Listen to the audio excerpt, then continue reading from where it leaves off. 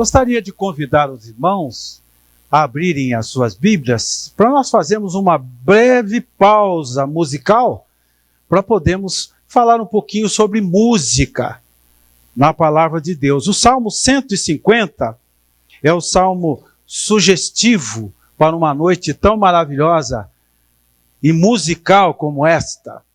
Eu gostaria de convidar os irmãos para lermos juntos o Salmo 150 numa só voz.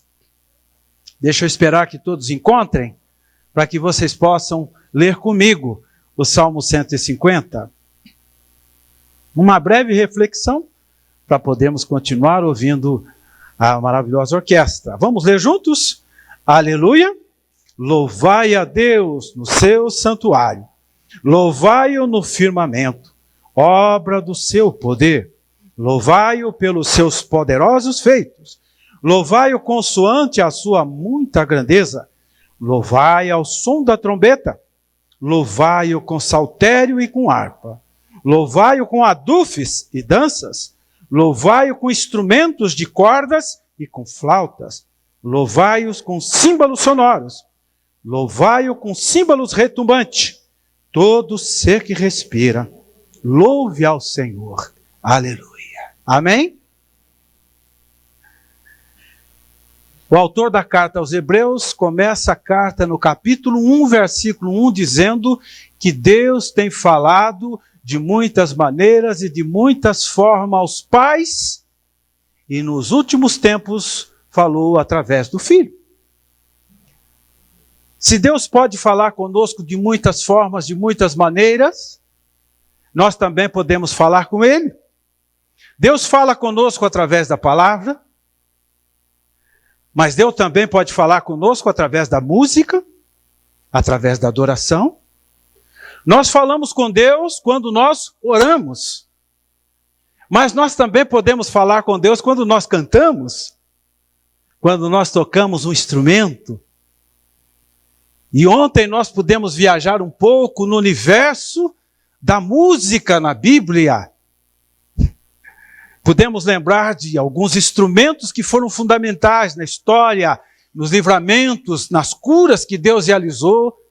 Lembramos das trombetas dos sacerdotes na queda das muralhas. Lembramos da harpa de Davi.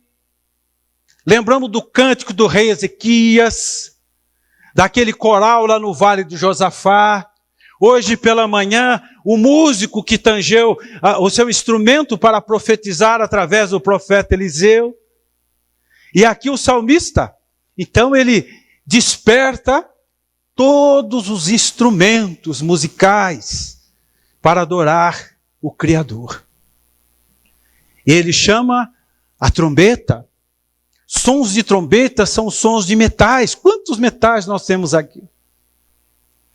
Ele desperta também o saltério, a harpa, instrumentos de cordas, o adufe, instrumentos de couro, símbolos sonoros, símbolos retumbantes, são instrumentos de percussão. E ele conclui despertando o mais completo instrumento de louvor e adoração, dizendo: todo ser que respira, louve ao Senhor. O homem. O homem. O homem é o mais completo instrumento de adoração e de louvor, porque é ele quem dá vida a todos os demais instrumentos. Podemos imaginar essa coletânea de instrumentos que nós temos aqui, uma riqueza extraordinária. Mas imagine essa coletânea de instrumentos sem as mãos do homem. Seria instrumento sem vida. Mas a partir do momento que o homem sopra o seu instrumento, toca o seu instrumento, ele dá vida ao seu instrumento.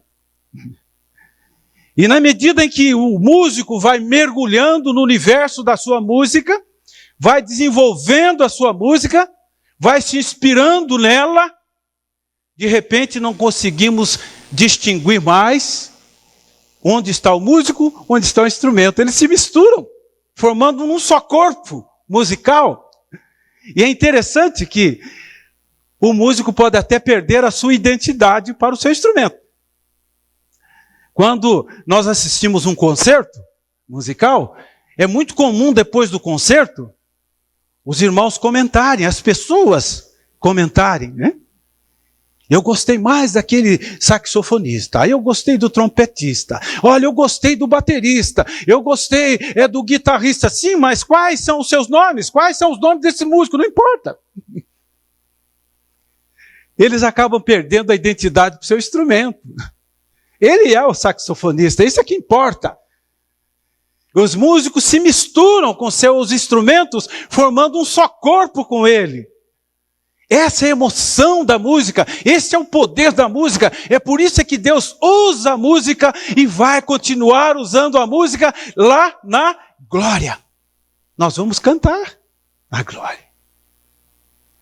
Todos os instrumentos ganham vida através do instrumentista.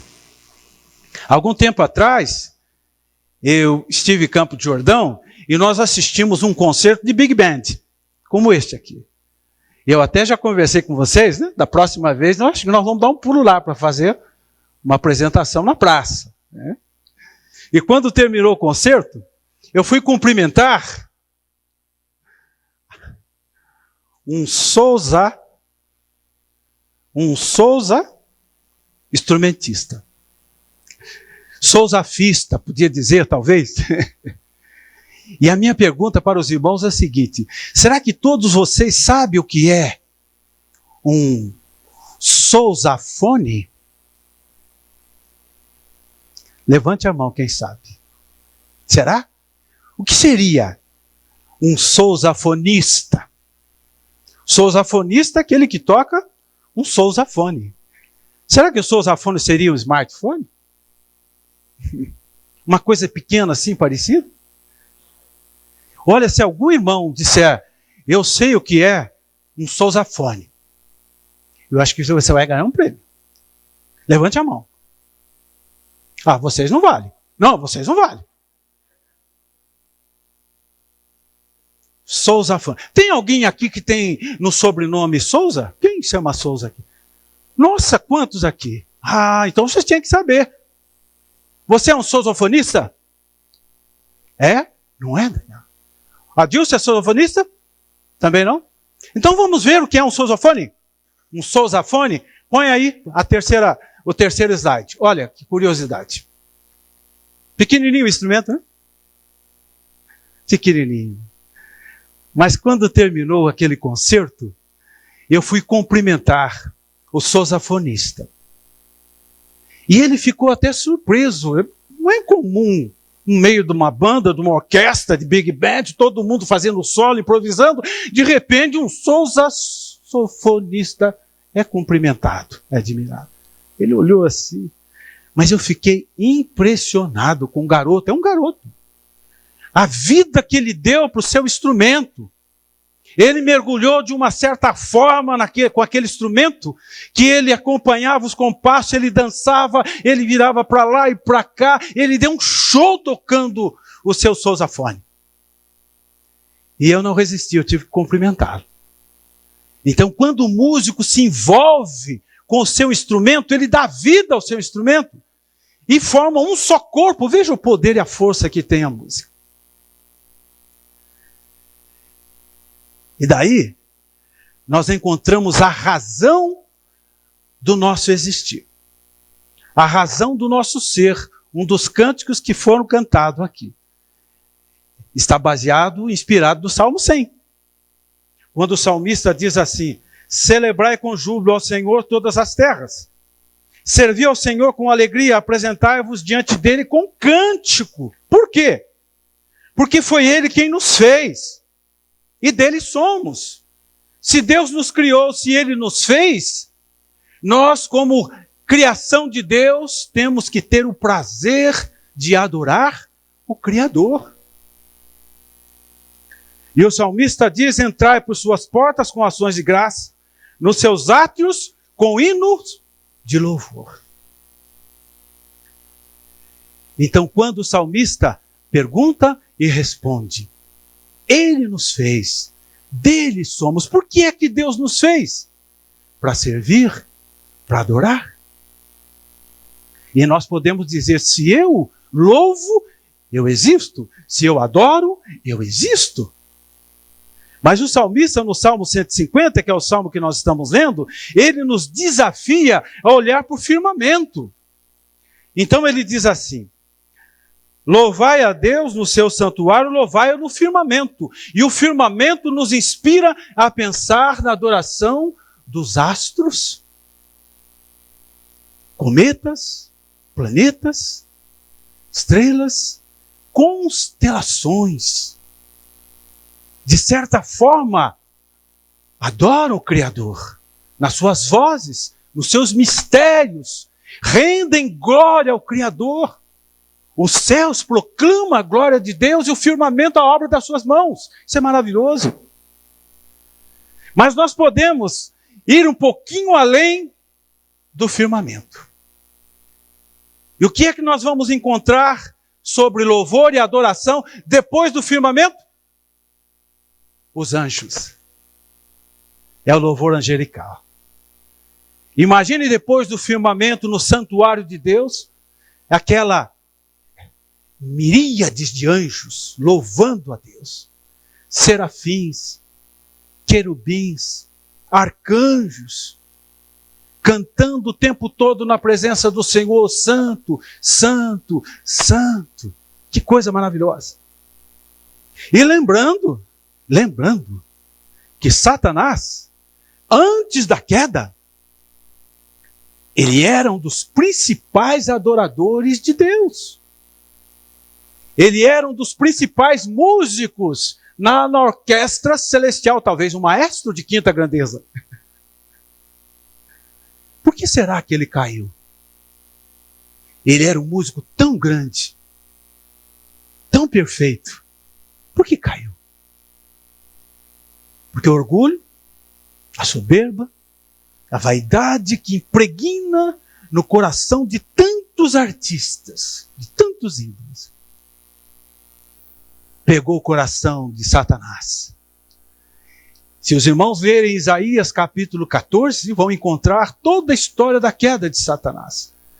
E no versículo 11, Isaías diz assim: Satanás caiu ao som da sua harpa. Olha que interessante. Ele caiu ao som da sua harpa, a própria música o deixou soberbo, orgulhoso, porque deveria ser um músico extraordinário. E foi por essa razão, então, que Jesus, para proteger o coração dos adoradores que adoram o Espírito em verdade, para conservar os nossos corações puros para Ele no momento de louvor e de adoração, foi que Ele sugeriu a nós um tipo de adoração que todos nós precisamos exercitar para sermos aprovados por Deus. É a adoração que eu chamo de adoração entre quatro paredes. É a adoração a sós com o Pai Celestial. Jesus disse para os seus discípulos quando orardes: entra no teu quarto, fique a só com o Pai Celestial e Ele te recompensará. Isso serve também para o adorador. Quando adorardes, entra no teu quarto, fique só com o Pai Celestial, cante, toque o seu instrumento, e o Pai Celestial te recompensará. Como é importante a adoração entre quatro paredes. A adoração coletiva, como nós estamos fazendo, é maravilhosa. A adoração coletiva em comunhão fortalece a nossa comunhão. Nós crescemos, nós interagimos. É necessária esta adoração coletiva. Mas quando acaba o culto, nós voltamos para casa e podemos cair no silêncio. Mas o adorador, ele tem que continuar adorando a Deus. Principalmente quando nós chegamos em casa, a sós com o Pai Celestial. Esse é o tipo de adoração que nós precisamos exercitar, desenvolver, por algumas razões. A primeira razão é que a adoração entre quatro paredes encoraja o adorador a abrir seu coração para Deus. Encoraja o adorador a quebrantar seu silêncio, seus segredos, quebrantar as suas reservas, para que ele possa se aprofundar numa intimidade profunda com o Criador. Muitas vezes nós não conseguimos alcançar esse nível de adoração, porque os nossos corações estão carregados, cheios de reservas.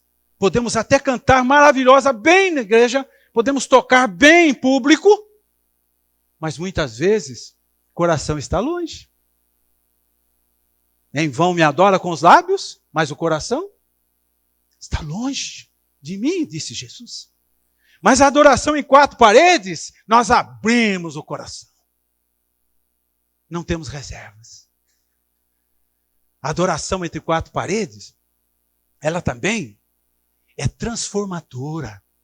regeneradora, leva ao nosso aperfeiçoamento espiritual.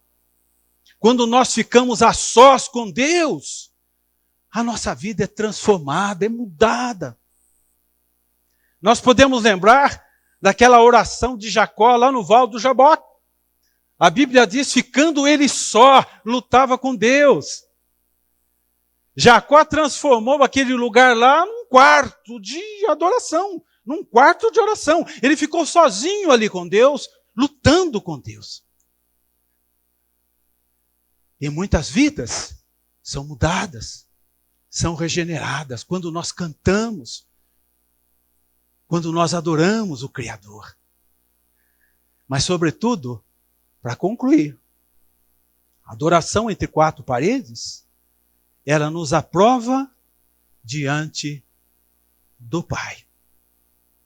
A adoração no anonimato tem essa força. Nos aprova diante do Pai. É o tipo da adoração quando nós temos um público de uma só pessoa. Nós ficamos sozinhos ali. E nós temos que ser aprovados por Ele.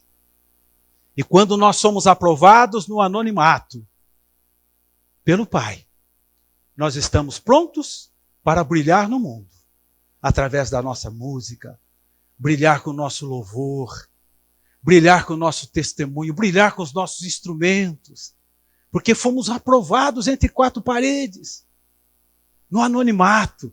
E esse é o propósito de Deus, nos tirar do anonimato, aprovados, para podermos brilhar no mundo.